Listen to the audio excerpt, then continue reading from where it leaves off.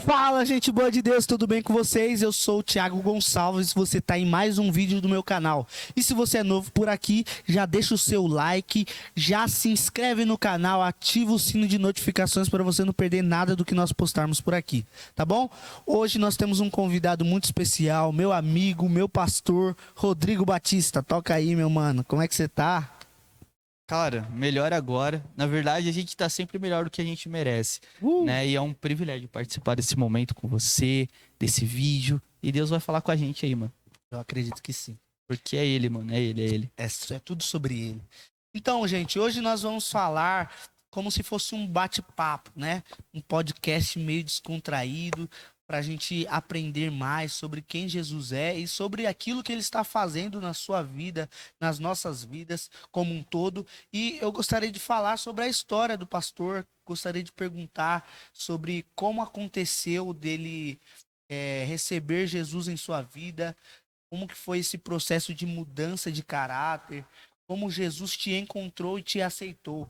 Gostaria que você começasse a falar sobre isso. Depois nós vamos falar sobre missões. Depois nós vamos falar sobre a importância de fazer missões. E o pastor Rodrigo tem muito a contribuir nesse assunto. Tiagão, cara, como eu falei, é um privilégio participar desse momento, né? Desse bate-papo com você. É muito bom conversar com você. Eu sempre aprendo bastante com você. Você é um homem de Deus. E, cara, eu acredito que basicamente você. Desde criança você tem caminhado nessa questão de igreja local, desde criança, né? É, Quantos anos, mais ou uns menos? 7, por aí. 7 anos, 8 anos. Então você cresceu nesse ambiente. Cara, eu não, mano. Eu fui ter um encontro com Jesus com 20 anos. Nossa. Com 20 anos de idade, Jesus me encontrou e mudou minha vida, cara. Me mudou radicalmente, houve uma conversão verdadeira. Sim. Mas antes dessa conversão, na verdade, desde a minha infância, meus 9, 10, 11 anos, eu já tinha acesso a muita coisa errada, cara. Já tinha acesso a pornografia, sexo, com 11, 12 anos, já tinha acesso a essas coisas horríveis. Meu Eu fui Deus. ensinado, Tiagão, que o homem verdadeiro, ele pega várias mulheres, ele sai Meu com Deus. várias mulheres, ele tem mais de uma mulher, ele tem que trair a namorada, tem que trair a esposa. Eu fui ensinado nesse contexto, cara. Eu Uhum. cresci nesse contexto.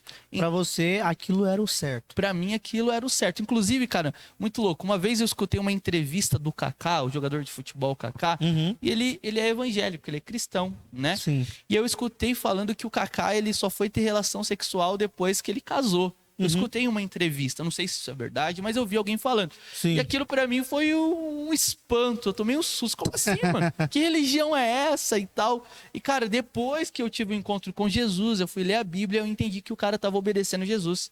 Entende? Mas pra mim aquilo era loucura. Inadmissível. É, coisa de louco, porque eu fui ensinar totalmente ao contrário. Então, Uhum. nessa pegada, Thiago, eu usei drogas, eu gastei dinheiro com prostituição, em casa de prostituição, Meu Deus. até que quando eu cheguei com 20 anos, eu encontrei Jesus, sabe? Eu tive esse impacto, ele me salvou, ele mudou minha vida. Todos esses problemas, esses vícios que você tinha, muito provavelmente você era um homem que não vivia, né, como nos parâmetros da palavra de Deus, porque a gente sabe que existem pessoas que elas não têm Jesus, mas elas vivem de maneira moral.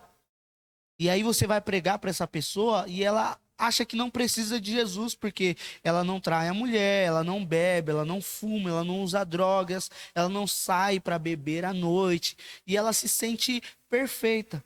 E aí você já veio de uma realidade totalmente diferente, porque você veio de uma realidade onde a promiscuidade era lei na sua vida. Uhum.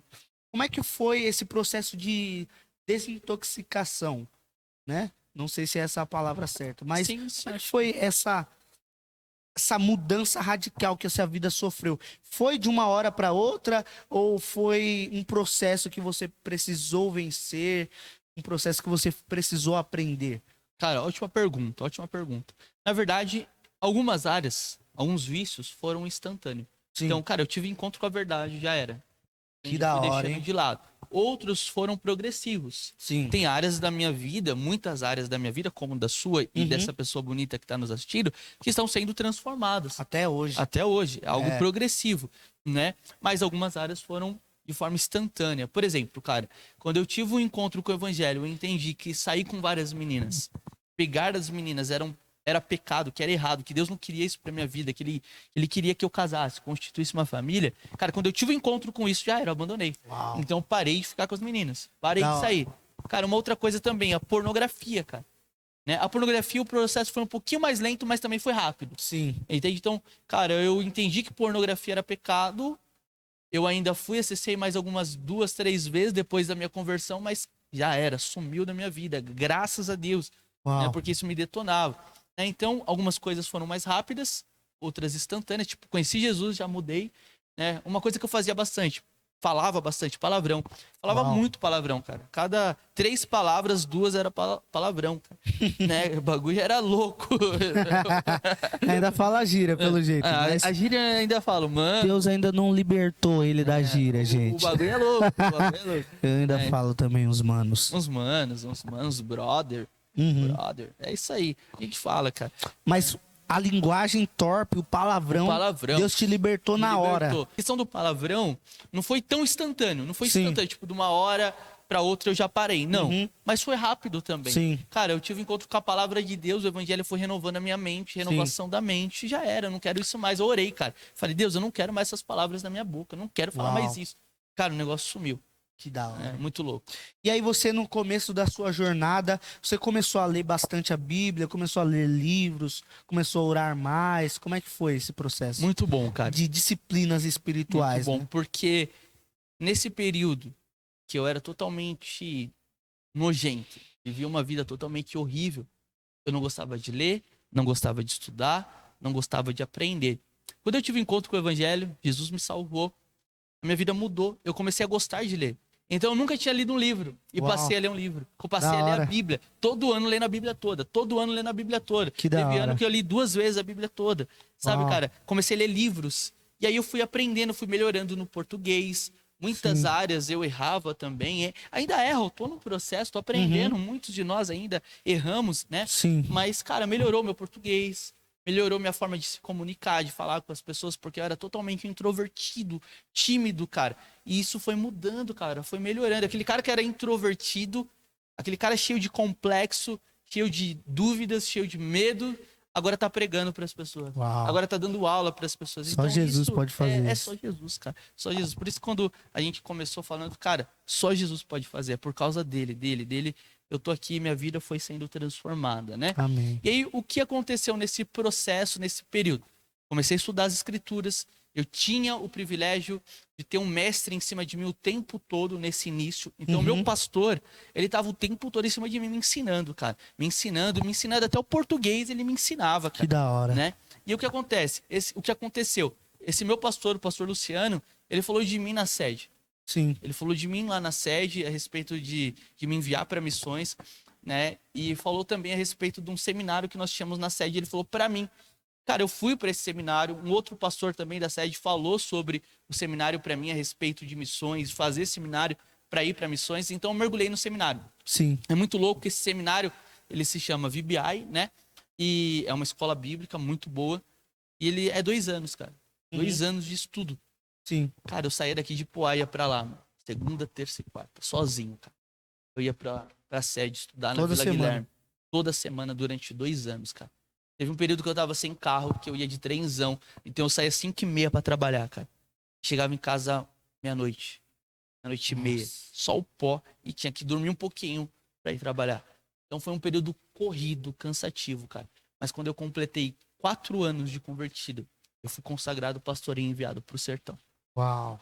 Cara, mas antes de eu ser enviado pro sertão, o que me levou a fazer missões, o que me levou, na verdade, a ir embora para o sertão, viver no sertão, abrir mão de tudo aqui, Thiago, foi os impactos que eu tive em algumas viagens missionárias, cara. Meu Deus. Então, eu trabalhava numa metalúrgica, e nessa metalúrgica eu pedi tudo, pedi minhas contas para ir para uma viagem missionária para o Piauí. Sim. Eu cheguei no Piauí e fui impactado, cara, pela vida do pessoal, pela sede e fome de Deus. Eu cheguei numa cidadezinha no Piauí que eu vi que tinha meninas de 12, 11 anos que se prostituíam, cara, por 10, Cara. 15 centavos. E aquilo foi marcando a minha vida. Essa foi minha Caramba. primeira viagem missionária. Depois, todo ano, eu tava fazendo viagem missionária para o sertão. Bahia, Piauí, Uau. Ceará, né? Então, nesse período, né, antes de completar os 4 anos, eu vivi missões. Então, antes de ser enviado como um missionário, você já estava praticando aquilo que você Exatamente. Eu já estava faria. praticando, já estava fazendo missões, e não só no sertão. Porque, Certo. Thiago, o que me motivou a ir para o sertão foi o que me motivou a descer essas escadas aqui, desse salão que nós estamos, e ficar entregando panfleto lá embaixo, folheto lá embaixo, cara. Então, o ID, cara, na verdade, no original é vão. Faça Aham. alguma coisa. Tomem uma iniciativa. Sim. Façam discípulos. Façam Isso alguma coisa. é uma iniciativa que todo cristão precisa ter. Exatamente, cara. E essa é a importância daquilo que nós estamos conversando nesse vídeo. Por quê? Porque algumas pessoas compreendem a missão que Jesus coloca para toda a igreja como sendo uma missão que é só para alguns. Sim. É só para o ungido, é só para quem fala bonito, é só para quem prega muito, é só para quem tem a voz mais poderosa. Na verdade, não. É uma missão para toda a igreja. Né? Coletivo. E é importante você entender que mesmo que você seja um Zé Ninguém na sua igreja, Deus te chamou para pregar o evangelho. Exatamente.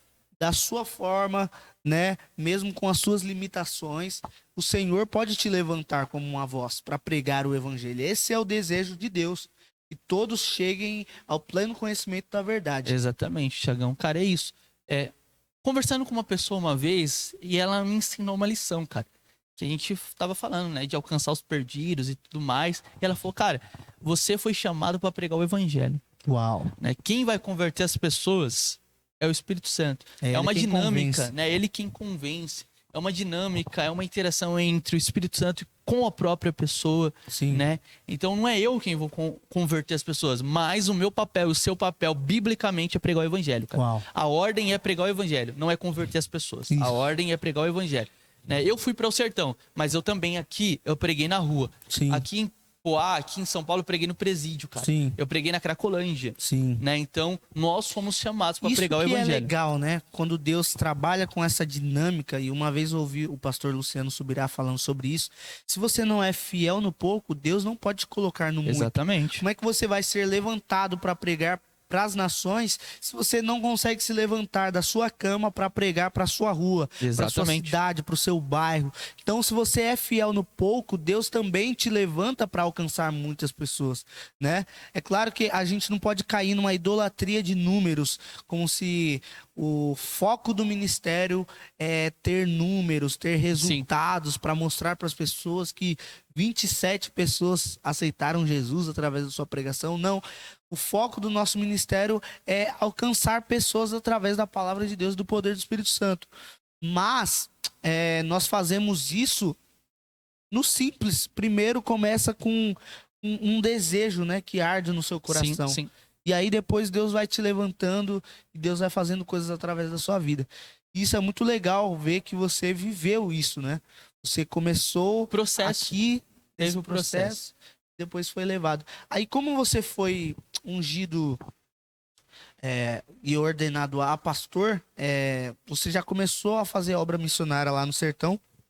Conta pra nós nesse período em que você foi pastor. Muito legal. Eu fiquei 3 anos e meio na menor cidade do estado do Ceará, Grangeiro, né? Meu Deus. E eu fui solteiro.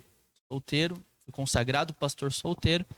Eu fui primeiro para depois uma equipe de 150 pessoas chegarem lá e fazerem um impacto comigo. Então eu fui, organizei as coisas na cidade, aluguei o salão onde seria a igreja local, fiz a Sim. dinâmica na questão de vilarejos para as pessoas irem visitar e tudo mais. Beleza, depois de um período, 1 mês e meio mais ou menos, eles chegaram, nós fizemos um impacto na cidade. Uhum. Foi impactante mesmo, foi um impacto que pessoas tiveram suas vidas tocadas e transformadas. Uau. Essa equipe ficou uma semana e voltaram para São Paulo e eu fiquei tomando conta das pessoas que se converteram, que ficaram na igreja. Sim. Durante 1 ano e meio eu fiquei sozinho cuidando dessa galera. Uhum. E aí eu casei, conheci minha nordestina, a Clévia, mulher da minha vida, minha esposa. E vale a pena ressaltar o seguinte, lembra que no início do vídeo eu falei que eu vivia uma vida totalmente bagunçada, sem Jesus, eu não Sim. conhecia as escrituras, eu não conhecia os princípios das escrituras, né? Eu não Sim. conhecia. Mas, quando eu me converti, quando eu tive um encontro com Jesus, eu parei de sair com as meninas. Uau. Eu passei a viver uma vida em pureza, Sim. né? Eu passei a viver uma vida em pureza, me guardando, né, para minha esposa, porque eu entendi que a Bíblia fala sobre casamento, sobre constituição de família. Uhum. E aí o que acontece? Cara, eu conheci a Clévia logo quando eu cheguei. Quando eu cheguei na cidade, eu conheci a Clévia, mas a Clévia namorava nesse período. A Clévia namorava nesse período. Sim. E durante esse 1 ano e meio lá, eu fiz amizade com a Clévia, com as pessoas lá na cidade, com os pastores da Clévia. A Clévia já frequentava uma igreja, né? Me receberam com tanto amor. Nesse período, a Clévia terminou o noivado, porque ela chegou a noivar. Ela terminou o noivado e a igreja que ela congregava fechou.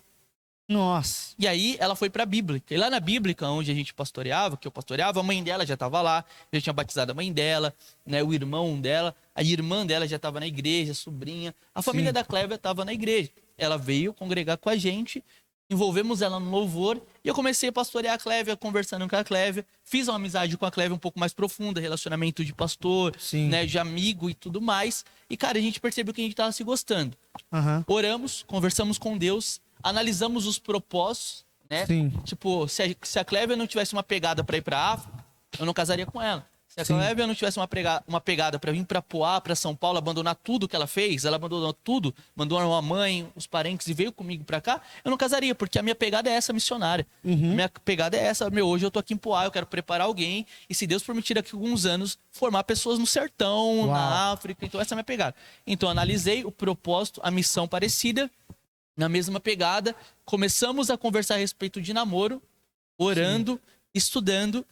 E aí o que acontece, cara? Quanto tempo vocês ficaram conversando? Namorando. Exatamente. Conversando. Dentro de toda essa conversa que eu falei, né, entre namoro, e perceba isso, entre namoro e noivado, e essa conversa deu um total de 1 mês e meio, cara. Um total de 1 mês e meio. 1 mês e meio conversando. Meu amigo. 1 mês e meio, fui falei com a mãe dela. Eu demorei 5 anos pra casar, viu? Cara, 1 mês e meio. Não façam isso, gente. Eu casei. Na hora que ela falou, eu quero casar, eu fui no cartório e marquei o casamento, cara. Uau. Marquei o casamento e casei com ela, cara. Casei e só fui ter relação sexual com a minha esposa depois do casamento. Porque é o que a Bíblia nos ensina. Então aquele cara que era bagunçado, aquele cara que tinha vivido uma vida totalmente bagunçada, passou pela graça de Jesus, por causa de Jesus, viveu uma vida em pureza e casou em pureza. Então vale a pena, né? Então 1 ano e meio sozinho, e aí depois eu fiquei 2 anos com a Clévia me ajudando no ministério, indo para vilarejo, caixa de som nas costas, pregando no vilarejo, pregando para crianças dos vilarejos. E aí o que aconteceu? Depois desses 3 anos e meio, Tiagão, veio a pandemia, cara. Nossa. E a pandemia veio arrebentando com tudo e tal. E aí a igreja local onde eu me converti, Poá, ia fechar, cara. Né? E aí eu conversei com o pastor lá do sertão, o Jorge topou em dar um auxílio para os irmãos que estavam lá na cidade de Grangeiro, onde eu estava, dar continuidade no trabalho. E aí o pastor Luciano, na verdade, antes disso, o pastor Luciano já tinha conversado comigo de eu voltar e assumir a igreja. Sim. O pastor Luciano passou a igreja para mim, meu pastor passou, né, a igreja com tudo para mim, e eu voltei e assumi a igreja onde eu me converti. Hoje eu sou pastor da igreja onde eu me converti, e a Clévia tá aqui, deixou a família dela, deixou os parentes dela, e hoje tem somado comigo aqui, cara. Então, basicamente, Tiagão, a minha história é essa. É um resumo, tem muitas outras coisas, né, mas basicamente é isso. Uau. E através desse vídeo nós queremos incentivar você que está assistindo isso, que está gostando, que está curtindo esse papo, a não simplesmente ser um telespectador da história de um missionário. Nós queremos te convidar a fazer parte dessa missão. Eu tinha dito para o Rodrigo, há pouco tempo atrás, que eu ouvi uma frase que me impactou muito. E a frase dizia o seguinte: Deus não tem uma missão para a igreja. Ele tem uma igreja para sua própria missão. Então, nós precisamos levar a missão de Deus, que é alcançar todos os povos, de todas as línguas, raças, todas as nações, porque Deus tem alguém ali que Ele quer salvar. Então, por favor, cara, não seja um telespectador passivo. Você também foi chamado por Deus para pregar o evangelho. A partir do momento que você nasce de novo, nós temos já essa necessidade de falar quem foi aquele que nos curou, quem foi aquele que nos salvou. A gente vê nos milagres de Jesus, né? Sim. Quando ele salva alguém, quando ele cura alguém, ele até pede em alguns capítulos para as pessoas não falarem para ninguém, mas é quase impossível. Quando a pessoa recebe Jesus de verdade, tem a sua vida transformada, ela é uma evidência viva de que Jesus salva, cura, liberta e transforma. Então, eu quero falar que você é uma evidência viva, mano, de que Jesus faz tudo isso.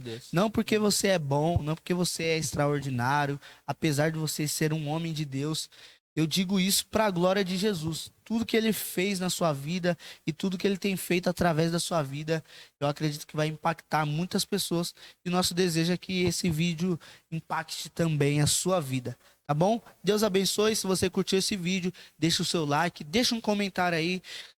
Falando o que você achou, se você quer viajar um dia para pregar o evangelho, se você tem esse desejo no seu coração, e compartilha esse vídeo com o máximo de pessoas que você puder, manda no grupo da sua igreja, manda no grupo da sua família, pessoas precisam ouvir isso, tá bom? Deus abençoe, Deus tamo abençoe, junto, gente. até o próximo vídeo, falou!